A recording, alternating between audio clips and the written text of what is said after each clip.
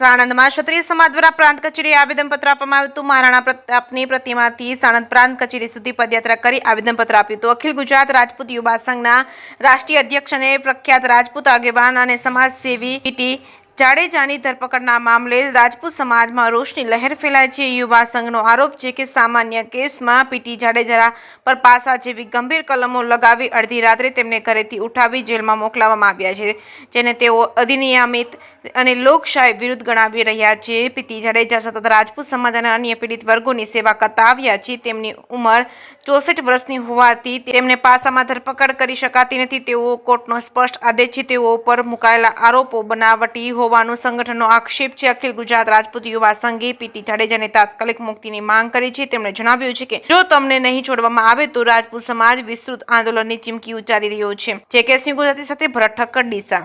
7/2025 રોજ અમે સાણંદના ક્ષત્રિય બંધુઓ ભાઈઓ આજે જે પીટી જાડેજા ઉપર ક્ષત્રિય અસ્મિતા આંદોલન વખતની કિન્નાખોરી રાખીને જે કંઈ કાર્ય થયું છે અને જે એમને નાની એવી જે જામીનપાત્ર ગુનાઓમાં પણ એમને પાસા હેઠળ જે જેલ ભેગા કરી દેવામાં આવે છે, એના આક્રોશમાં ક્ષત્રિય સમાજના સાણંદ શહેરમાંથી લોકોએ આજે પ્રાંત કચેરીમાં આવેદન આપવાનું નક્કી કર્યું છે અને અમે કાર્ય કરીએ છીએ.